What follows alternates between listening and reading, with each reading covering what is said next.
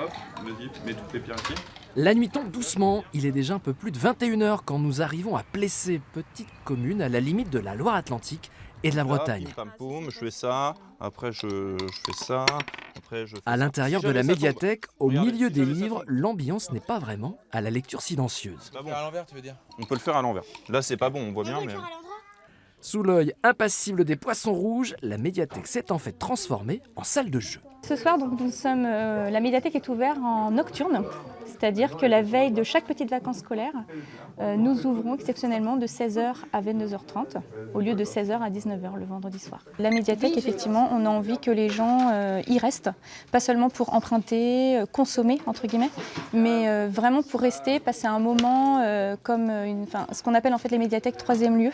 Le troisième lieu, les médiathèques veulent devenir un lieu de rencontre et d'échange après celui du domicile et du travail. Les enfants ont l'habitude, ils veulent venir jouer à la médiathèque ou voir des spectacles ou écouter de la musique. Voilà, donc c'est leur plaisir du début des vacances. Bah, t'as gagné. On a une soirée pyjama avec des popcorn. C'était cool. On a des films, on a de séances un peu comme un cinéma. Puis après, là on a des jeux. Je peux expliquer les règles du jeu ou pas? Ah non, désolé Owen, pas le temps, on te laisse jouer. Nous devons maintenant filer dans le Maine-et-Loire pour découvrir un autre aspect des médiathèques troisième lieu, celui de l'ouverture le dimanche.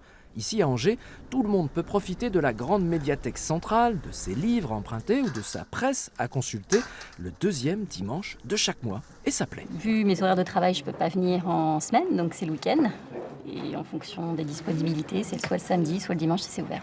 Le dimanche, souvent, quand on vit seul en plus, c'est un jour creux.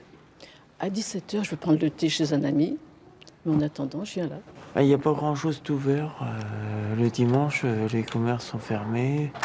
Il n'y a pas d'autre chose à visiter à part venir à la bibliothèque.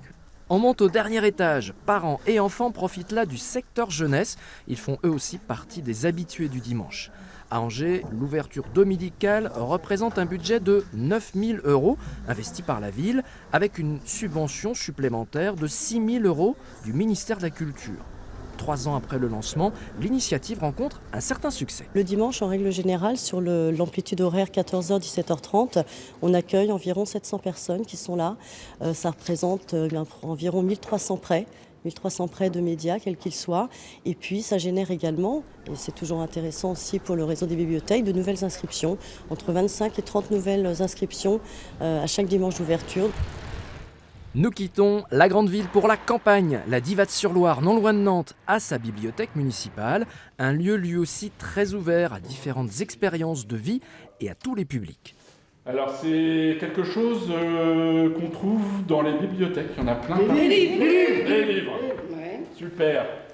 Ce jour-là, une animation réunit Monique, une personne âgée de la commune, et quelques résidents d'un foyer pour personnes handicapées. Grâce à la médiathèque, avec Carole, Jean-Pierre et d'autres de tous âges, Monique a pu participer au tournage d'un court-métrage.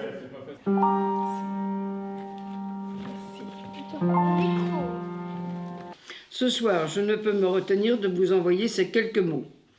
Ayant eu votre adresse par Rennes, car depuis l'après-midi que nous avons passé ensemble, je ne fais que penser à vous. Je voudrais espérer vous revoir si vous le voulez.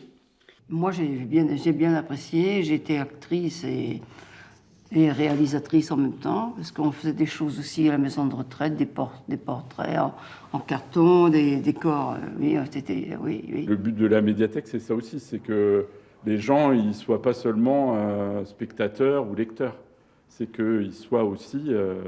c'est aussi leur donner la possibilité d'écrire eux-mêmes ou de filmer eux-mêmes ou d'être acteurs eux-mêmes.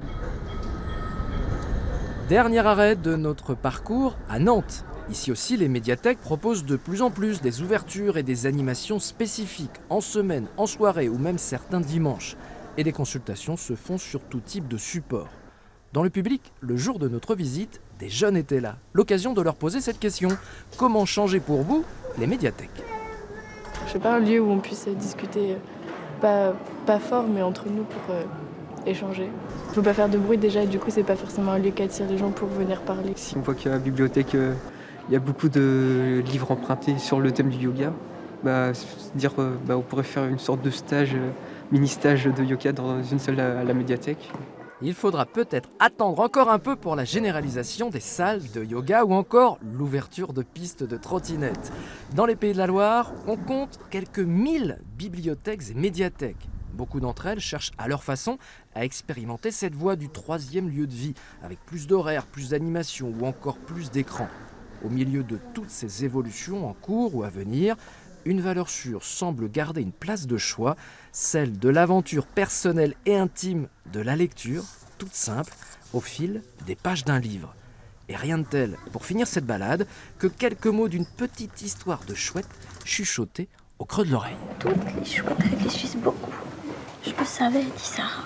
Je le savais aussi, dit Rémi. J'aime ma maman, dit Lou. Regarde là. Et voilà.